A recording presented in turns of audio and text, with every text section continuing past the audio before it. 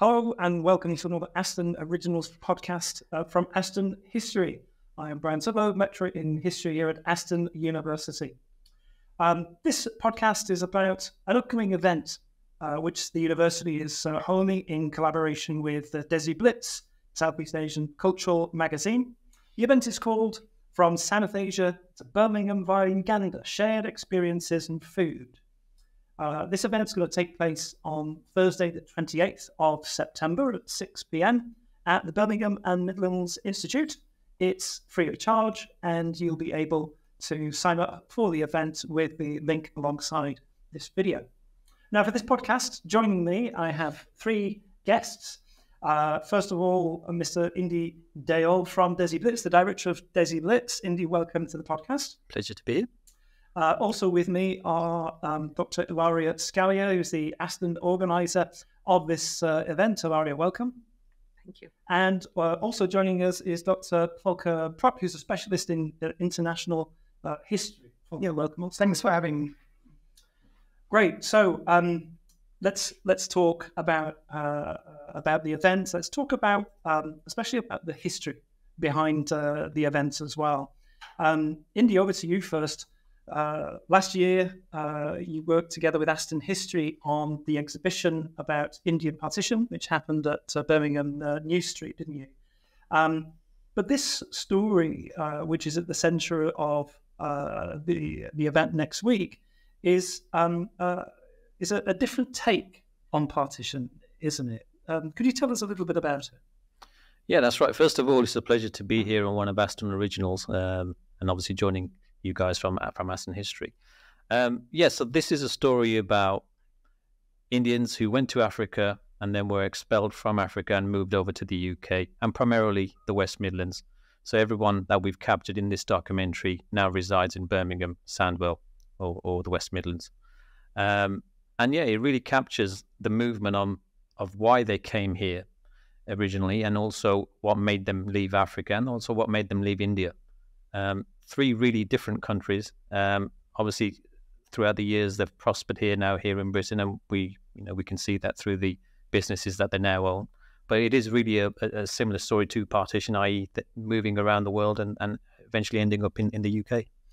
And so you made the documentary about Indian partition, but you made a separate documentary, particularly about these people who came via Uganda, didn't you? That's right. So this one's from Africa to Britain. And yes, it's completely different in terms of the people involved in that transition from Africa to this country. But it has similarities to partition. Sure. And so at the event next week, will we be seeing the documentary or part of the documentary? That's right. We'll be seeing the shortened version, which is going to be the 37 minutes long version. And there is a longer version, which is an hour and a half, and a shorter version than that. So yes, the idea is that we see the documentary, we then have a Q&A, obviously with yourselves, some food, some nibbles, and some chai. That's great. So thank you very much indeed. Ilaria, over to you.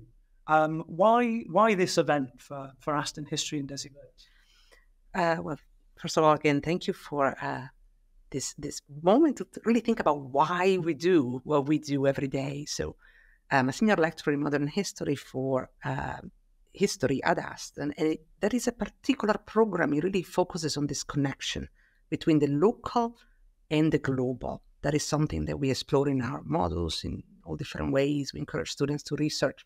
And when I became acquainted with this particular documentary by Indi, I immediately thought that it would have connections not only with everything we teach and we think about as historians, but also with larger issues that we face as citizens.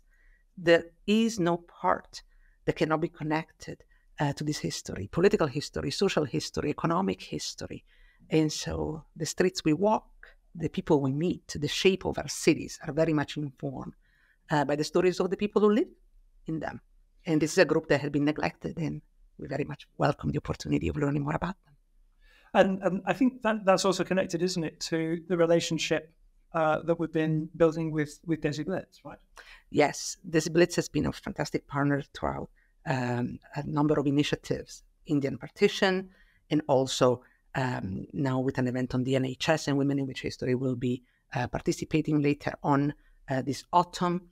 This is also an important part of our relationship with the Birmingham and Midland Institute. We are Aston historian in residence there. It's really a connection with the city, is being part of it, is talking to its people, understanding these people, and being part of that community. Now, I've heard there's a rumor there could be good food at the event next week. There will be free good food, and above all, there's going to be meaningful food. There is going to be African food that is actually a fusion between the South Asian cuisine and the African cuisine. It's really a reflection of the journey that these people went through. So it incorporates their own roots within the South Asian community and culture, then their experience in Uganda, and then their experience in Birmingham. And of course, it changed over the years. It was modified through different traditions. I'm a cultural historian, history of food and history, how people live and experience this life. And also people around them, what we smell, what we see, what we taste, or perhaps what we haven't yet. So it's so important. So people who come to the event next week won't simply see the documentary or ask questions, they'll also get a chance. They will get a taste. They will have a taste. They will taste the history very much indeed. Speaking of history, Volker, let me come to you. How does historian? We've been talking about the personal, experiential side, if you like, of these events. But how have historians viewed these events? Well, I think what we need to see is that there's been quite a change in how historians have looked at the process of decolonisation and such minority groups such as the Asians in Uganda and East Africa. So for a very long time, historians have really ignored the fate of such minorities because usually the process of decolonisation has been depicted as one driven by states and by elites. So seen from, say, European or Western-centric perspectives, this has been told as a story of imperial decline, of, in that case, Britain losing its empire, right? So the emphasis has been here on states and Britain or Europe. Or the process has been depicted as one whereby colonies gain their independence. And again, it's been a focus on states and elites. So that's why for a very long time, these minorities, they really fell through the cracks.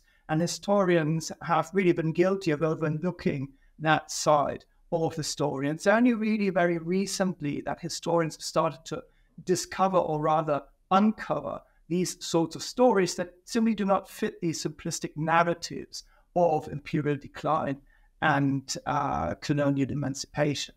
Okay. So what's the wider significance then of this particular story, for historians and so on?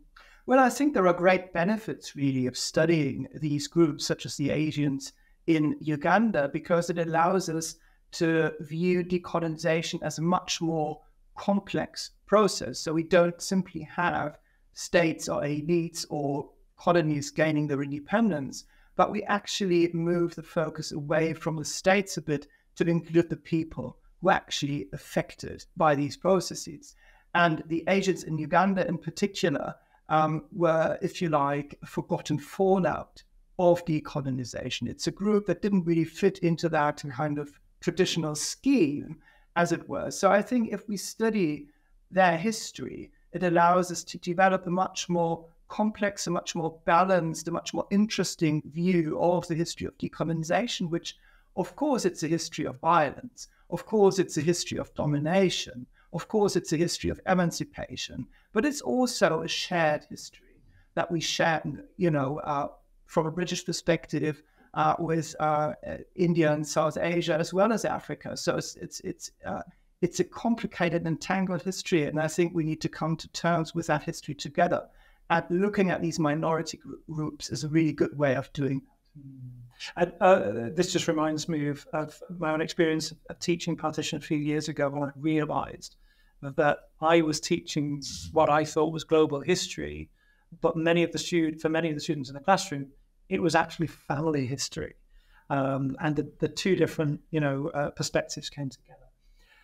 Thank you very much, Volker, Ilaria, Indi. Thank you very much for joining me. So just to round up once again, the event is From South Asia to Birmingham via Uganda, Shared Experiences and Food. The event will be held on the Thursday, the 28th of September, from 6 p.m. to 8 p.m. at the Birmingham and Midland Institute. It's free of charge. All you need to do is register beforehand. There will be a viewing of the documentary. There will be an open discussion and a chance to taste some of the history that will be very much at the centre of the event. Thank you all for joining me. Thank you, and see you again soon on another podcast from Aston Originals.